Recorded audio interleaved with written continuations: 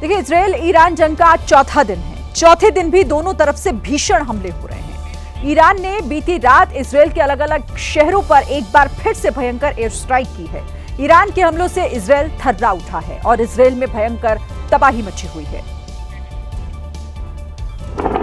Iran ने देर रात Israel के मध्य और उत्तरी क्षेत्र को सबसे ज्यादा निशाना बनाया। ईरान की कई मिसाइलें रिहायशी इलाकों में आकर गिरी, जिसके बाद बिल्डिंग में भयंकर आग लग गई। ईरानी हमलों के बाद इजरायल के रिहायशी इलाकों में चीख पुकार और कोहराम मच गया। बिल्डिंग में आग लगने के बाद पुलिस और फायर ब्रिगेड की टीम तुरंत मौके पर पहुंची और आग में फंसे लोगों को बाहर निकाला गया। जो लोग ईरान के हवाई हमले में घायल हुए थे, उन्हें फौरन एम्बुलेंस से अस्पताल ले जाया गया। इजरायल के तेल अवीव, यरूशलेम और वेस्ट बैंक में पूरी रात धमाके सुनाई देते रहे। ज्यादातर मिसाइलों को आयरन डोम ने आसमान में ही इंटरसेप्ट करके नष्ट कर दिया, लेकिन जो मिसाइलें बिल्डिंग्स पर गिरी, उन्होंने भयंकर तबाही मचाई।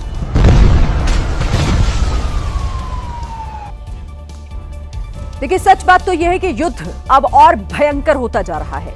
इजरायल की आर्थिक राजधानी के रूप में पहचान रखने वाले तेल अवीव की बर्बादी का सिलसिला लगातार जारी है। तेल अवीव से लगातार हाहाकारी तस्वीरें सामने आ रही हैं। और बर्बादी कितनी भयंकर हुई है, इसका अंदाजा इन तस्वीरों से लगाया जा सकता है।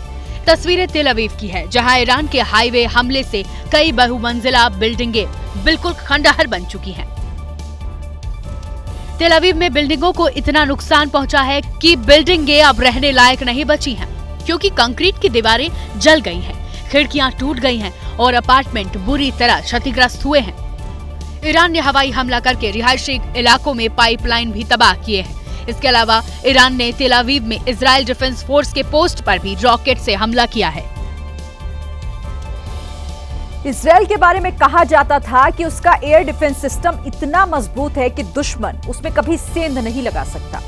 लेकिन इस बार ईरान ने इजरायल के आयरन डोम को न सिर्फ भेदा, बल्कि उसके शहरों में तबाही भी मचाई है। आयरन डोम के साथ कई लेयर का एयर डिफेंस होने के बावजूद इजरायल में ईरान की कुछ मिसाइलें आ गई।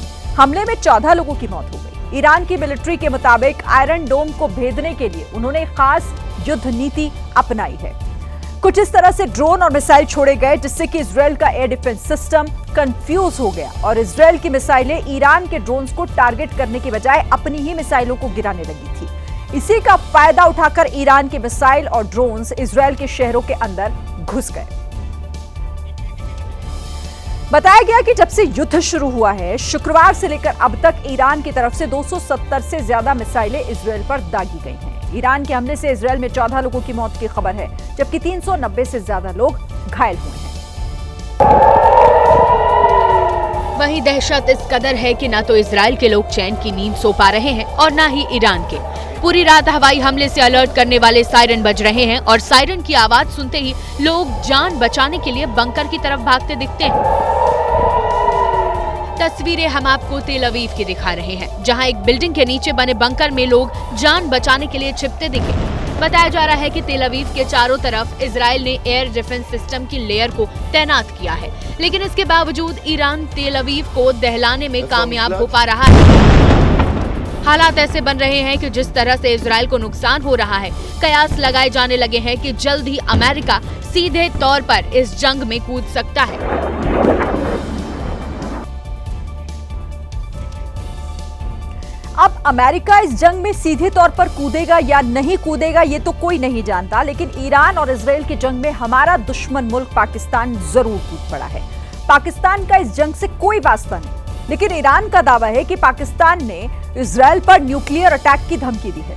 ईरान के एक सैन्य ऑफिसर के मुताबिक पाकिस्तान ने ईरान से कहा है कि अगर इजरायल उस पर न्यूक्लियर अटैक करता है तो वो चिंता न करे। ऐसी स्थिति में इस्लामाबाद से इजरायल पर न्यूक्लियर अटैक किया जाएगा। पाकिस्तान के इस वादे ने ईरान की छाती चौड़ी कर दी। ईरान के नेशनल सिक्योरिटी काउंसिल सदस्य मोहसिन रेजाई की तरफ से इस पर बयान सामने आया। पाकिस्तान गफ्ते अगर इस्राइल बखवाद बम एटम बजाने मा बे इस्राइल बम एटम ख़वाहिम ज़द। पाकिस्तान जैसे खोखले मुल्क के वादे पर भरोसा करने वाला ईरान भूल गया कि उस एटमी ताकत का दम भारत के ऑपरेशन सिंदूर के दौरान निकल गया था। बरसों से अपने एटम बम के नाम पर ब्लैकमेल करने वाले पाकिस्तान के रक्षा मंत्री दुनिया से कह रहे हैं, इजरायल का परमाणु कार्यक्रम गैर जिम्मेदाराना और अनियंत्रित है। विश्व को इजरायल की परमाणु शक्ति के बारे में सावधान और आशंकित रहना चाहिए, क्योंकि ये देश किसी भी अंतर्राष्ट्रीय परमाणु अनुशासन से बंधा नहीं है। पाकिस्तान की असली औकात जानने वाले देश उसके रक्षा मंत्री की तरफ से जिम्मेदारी की बात सुनकर एक पल को चौंक जरूर गए होंगे। हालांकि ईरान के सैन्य कमांडर का बयान वायरल होने के बाद पाकिस्तान ने ऐसी किसी भी धमकी से इनकार कर दिया है। लेकिन क्या आपको मालूम है कि पाकिस्तान इतना इत्तरा क्यों रहा है? क्योंकि वो दुनिया में इकलौता मुस्लिम देश है जिसके पास परमाणु हथियार मौजूद है। अब तक 10 देशों ने परमाणु हथियार हासिल किए हैं। इनमें अमेरिका, रूस, ब्रिटेन, फ्रांस, चीन, south Africa, north Korea, Israel, Bharat और पाकिस्तान का नाम इनमें शामिल है। इन सभी के पास न्यूक्लियर हथियार मौजूद हैं। इनमें पाकिस्तान इकलौता ऐसा मुस्लिम देश है जो परमाणु हथियारों से लैस है। इसीलिए ईरान पर जब संकट आया तो मुस्लिम देशों का न्यूक्लियर लीडर बनने की कोशिश में पाकिस्तान भी बीच में कूद पड़ा।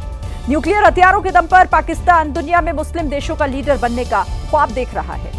इजरायल और ईरान की जंग भी इसी न्यूक्लियर हथियार पर शुरू हुई थी। ईरान न्यूक्लियर पावर बनना चाहता है और इजरायल ऐसा किसी भी हालत में होने नहीं देना चाहता। इसीलिए उसने ईरान पर अटैक किया, जिसके बाद ये जंग शुरू हुई। देखिए, बड़ी बात यह है कि शुक्रवार को इजरायल ने ईरान के परमाणु कार्यक्रम को रोकने के उद्देश्य से ईरान के परमाणु ठिकानों पर अटैक किया था।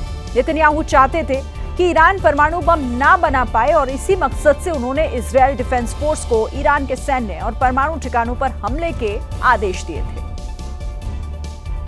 लेकिन जब से हमला हुआ है उस दिन से लेकर आज तक ईरान भी चुप नहीं बैठा। ईरान भी लगातार इजरायल से हर एक हमले का इंतकाम ले रहा है।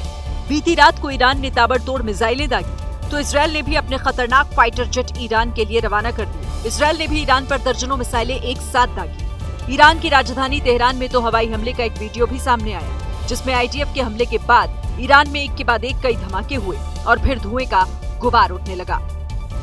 ईरानी मीडिया का दावा है कि वली असर स्क्वायर नाम की जगह पर इजरायल ने अटैक किया।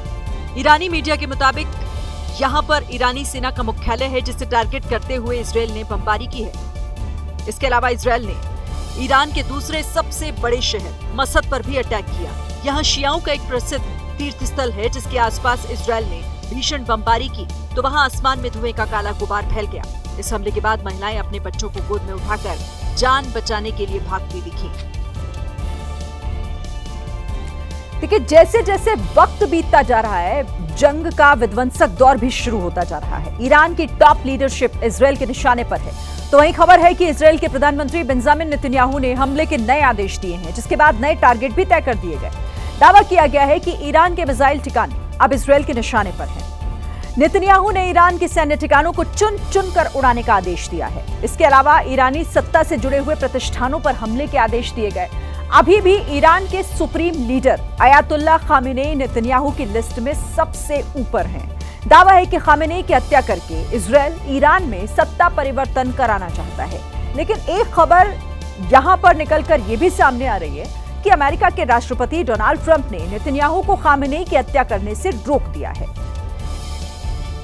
देखिए, पहले दिन जब इजरायल ने ईरान पर हमला किया था, तब अमेरिका ने सामने आकर कहा था कि ईरान पर इजरायल की तरफ से किए गए हमलों में उसका हाथ नहीं है।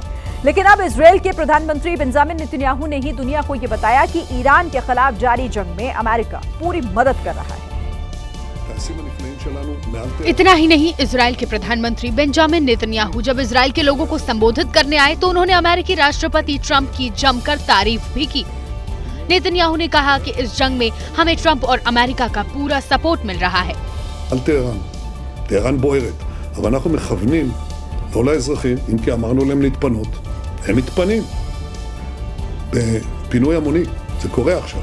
אתם לא שומעים את זה, כי האיראנים מסתירים את זה, אבל זה מה שקורה. אבל הם, לעומת זאת, הם תוקפים, מפציצים את האזרחים שלנו.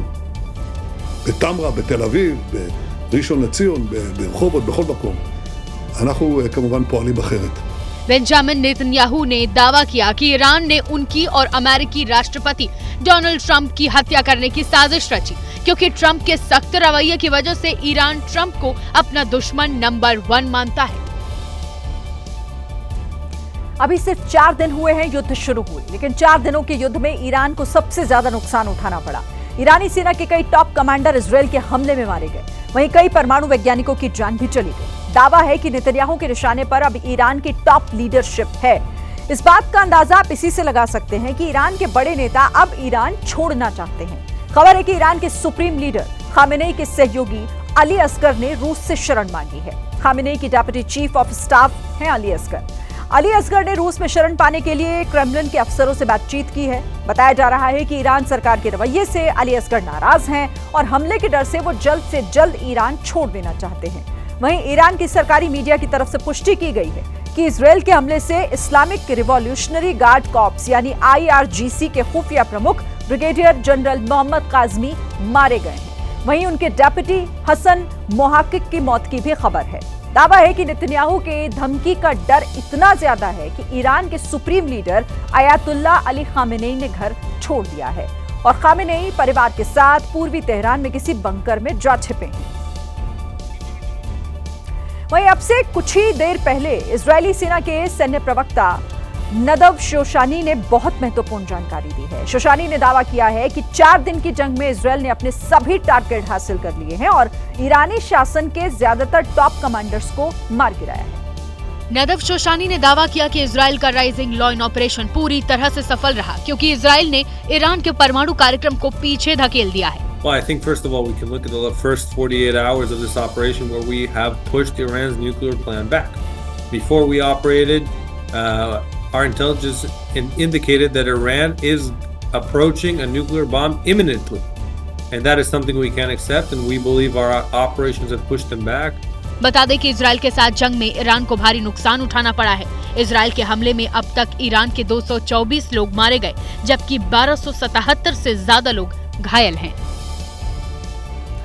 अब आपको ईरान के उन टॉप कमांडर्स के बारे में भी जानकारी दे देते हैं जो इस जंग में मारे गए हैं। तो इसमें सबसे ताजा नाम है मोहम्मद बाघेरी का। बाघेरी ईरानी आर्म्ड फोर्स के चीफ ऑफ स्टाफ थे, लेकिन इजरायली अटैक में ये मारे गए। दूसरा बड़ा नाम हुसैन सलामी का। सलामी IRGC के पूर्व डेप्यूटी कमांडर रह चुके हैं, जिन्हें इजरायल ने एयर स्ट्राइक में मार गिराया है।